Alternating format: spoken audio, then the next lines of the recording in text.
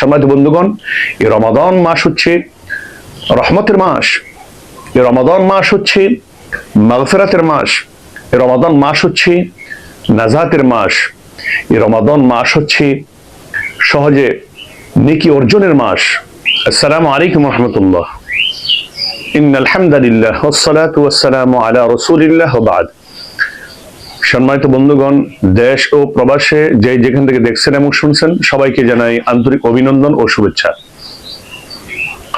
সম্মানিত বন্ধুগণ, শাবান মাসের শেষ দিকে রাসূল করিম সাল্লাল্লাহু আলাইহি ওয়াসাল্লাম অত্যন্ত গুরুত্বপূর্ণ, তাৎপর্যপূর্ণ এবং ফজিলত নিয়ে একটি ভাষণ দিয়েছিলেন।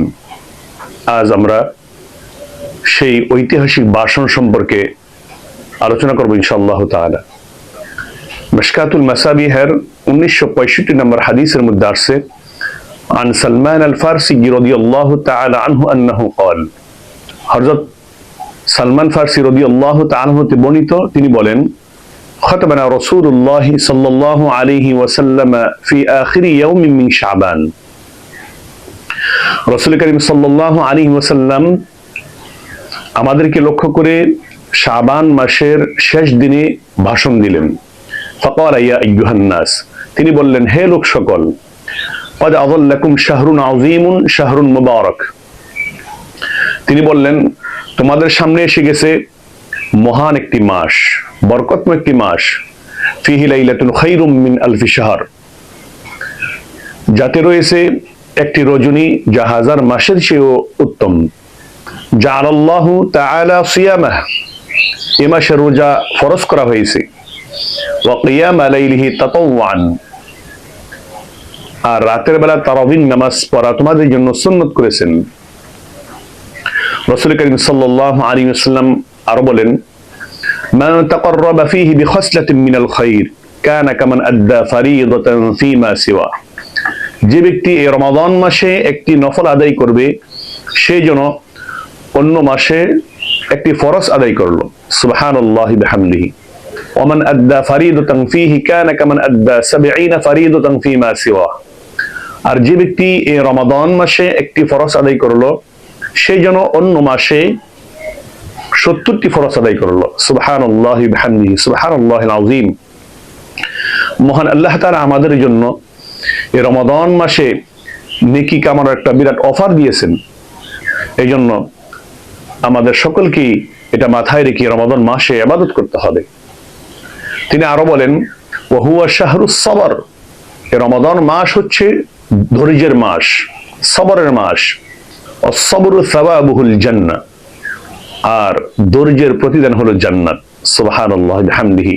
সম্মানিত বন্ধুগণ, বাস্তবে কি যে এই রোজা রাখা, সিয়াম সাধনা করা ধৈর্যের ব্যাপার, তারাবির নামাজ পড়া ধৈর্যের ব্যাপার, নিজেকে গুনাহ থেকে সংযত রাখা ধৈর্যের ব্যাপার।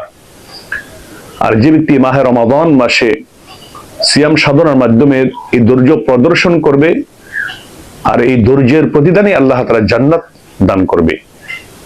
ওয়া শাহরুল মুআসা, তিনি আর বলেন, এটি হচ্ছে সহমর্মিতার মাস, সহানুভূতির মাস। ওয়া শাহরুন ইউজাদু ফীহি রিজকুল মুমিন, আর রমাদান মাস হচ্ছে এমন একটি মাস যে মাসে আল্লাহ তাআলা মুমিনদের জন্য রিজিক বৃদ্ধি করে থাকেন। সামগ্রিকভাবে আমরা লক্ষ্য করলে দেখি যে মাহে রমাদানে আমরা যে পরিমাণ ফল ফুরুস বা অন্যান্য খাবার গ্রহণ করে থাকি, তা অন্য মাসে সম্ভব হয় না। তিনি ভাষণের মধ্যে আরো বলেন, মান ফাত্তারা সাইমান কানা লাহু মাগফিরাতান লিযুনুবিহি, যে ব্যক্তি রমাদান মাসে কোন রোজাদারকে ইফতার করাবে, এই ইফতার করানো তার গুনাহ মাফের কারণ হবে। ওয়া ইতকু রাকাবাতিহি মিনান নার, এবং জাহান্নাম থেকে মুক্তির কারণ হবে।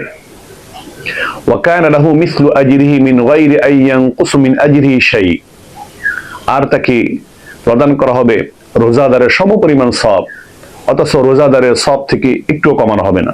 সুবহানাল্লাহি বিহামদিহি, সুবহানাল্লাহিল আযীম। মহান আল্লাহ তাআলার দরবার কতই না প্রশস্ত। কুলনা ইয়া রাসূলুল্লাহ লাইসা কুল্লুনা নাজিদু মা নুফাত্তিরু বিহিস সাইম। হযরত সালমান ফারসি রাদিয়াল্লাহু তাআলা আনহু বলেন, আমরা রাসূল করিম সাল্লাল্লাহু আলাইহি ওয়াসাল্লামকে প্রশ্ন করলাম, ওগো আল্লাহর রাসূল, আমাদের সবার তো রোজাদারকে ইফতার করানোর সামর্থ্য নেই। ফাকাল রাসূলুল্লাহ সাল্লাল্লাহু আলাইহি ওয়াসাল্লাম, ইউতিল্লাহু হাযা আস-সাওয়াব। রাসূল করিম সাল্লাল্লাহু আলাইহি ওয়াসাল্লাম বলেন, এই সওয়াব আল্লাহ তাআলা ওই ব্যক্তিকে দান করবে, মান ফাত্তারা সাইমান আলা মাযকাতি লাবানিন আও তামরাতিন আও শারাবাতিন মিন মাইন। যে ব্যক্তি কোনো রোজাদারকে এক চুমুক দুধ অথবা একটি খেজুর অথবা এক ডুব পানি দিয়ে ইফতার করাবে, সেও এই সওয়াব অর্জন করতে পারবে। সুবহানাল্লাহি ওয়া বিহামদিহি।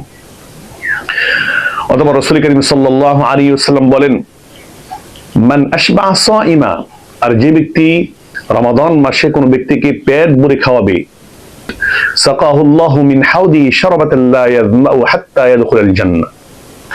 আল্লাহ তাআলা তাকে আমার হাউজে কাউসার থেকে এমন শরাব পান করাবেন যা পান করার পর জান্নাতে ঢোকা পর্যন্ত আর পিপাসার্ত হবে না। সুবহানাল্লাহি বিহামদিহি, সুবহানাল্লাহিল আযীম।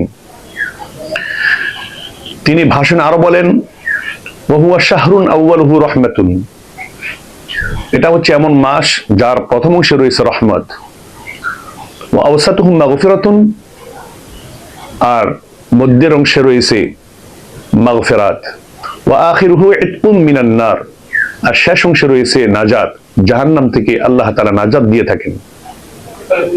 তিনি আরো বলেন, মান খাফফাফা আন মামলুকিহি ফীহি, যে ব্যক্তি এই মাসে তার অধীনস্থদের কাজ হালকা করে দিবে, গফারাল্লাহু লাহ, আল্লাহ তাআলা তাকে ক্ষমা করবেন, তার গুনাহ খাতা ক্ষমা করে দিবেন।